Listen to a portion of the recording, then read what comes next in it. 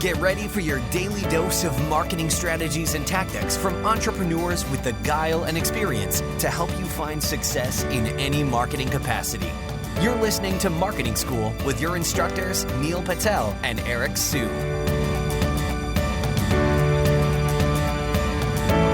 Welcome to another episode of Marketing School. I'm Eric Su. And I'm Neil Patel.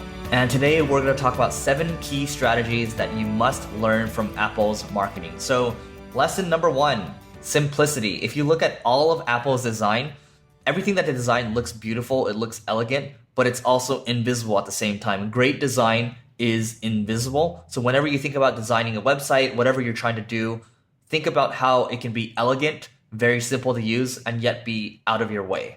Another strategy to think about is rethinking how you do advertising.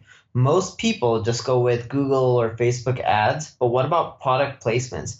Apple is notoriously known for putting their product with celebrities, right? And I'm not saying go out there and go pay LeBron James or Kobe Bryant to hold something up, or the Kardashians, because that's expensive.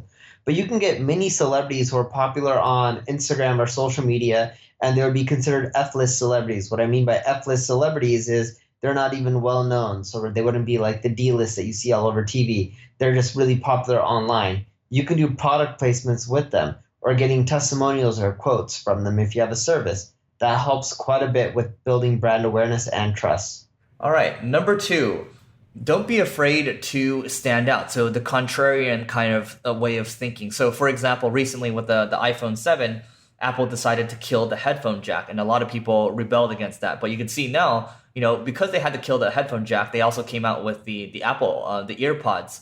And from what I've seen, the reviews are pretty good on that. I've asked a couple people as well. I've looked at the reviews so far.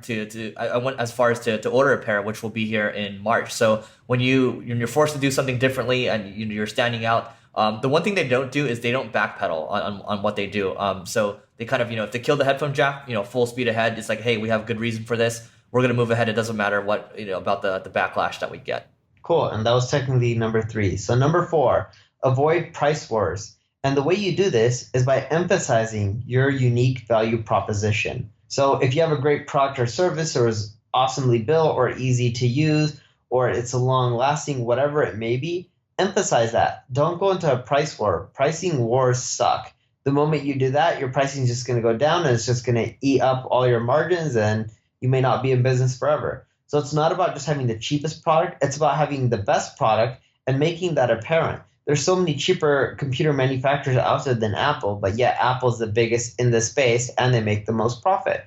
Why? Because they don't play with pricing wars. Instead, they emphasize why their products are amazing. Number 5 is Apple basically created different ecosystems. So when they came out with the iPod Shuffle, for example, iTunes was not out yet. It was when they created, when the iPod came out, and then you had the iTunes store came out as well. I think it was maybe the iPhone, I guess. Actually, I'm not even sure at this point. But anyway, I do know that when iTunes came out, it shifted everything, right? Because, the ability to buy songs, for example, to add to your iPod, it changed everything. Because before, distribution was lacking. But when they built that ecosystem out, that's when everything started to kind of, compound on each other. And when you look at the App Store, for example, it's another example of an ecosystem where billions are being paid out. There's a place where people can just go in, buy stuff easily. And, again, it's a distribution channel, right? So that's why people are doing App Store optimization and things like that, because it's another ecosystem that they created.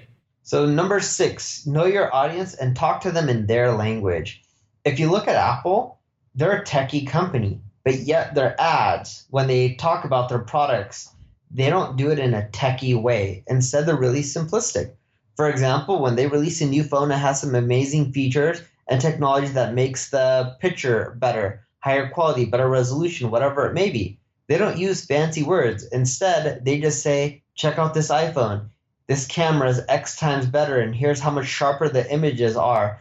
And they may do TV commercials with people taking really gorgeous, beautiful pictures, and they'll just put in small writing there, like taken with an iPhone 6 or iPhone 7 or whatever number they're on. So what they do is they connect with their audience and talk in a language that their audience can understand.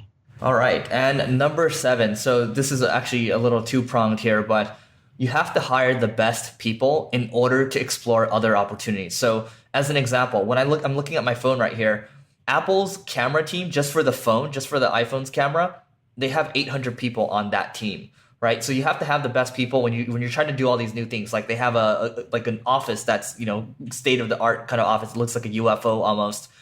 You got to have really good people for that. And then also when they're moving into, when they're thinking about cars, going into cars or other kind of game changing things, even artificial intelligence as well, you have to hire the best people, right? So people always talk about hiring the best.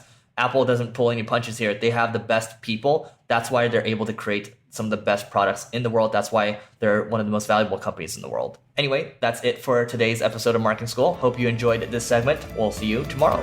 This session of Marketing School has come to a close. Be sure to subscribe for more daily marketing strategies and tactics to help you find the success you've always dreamed of.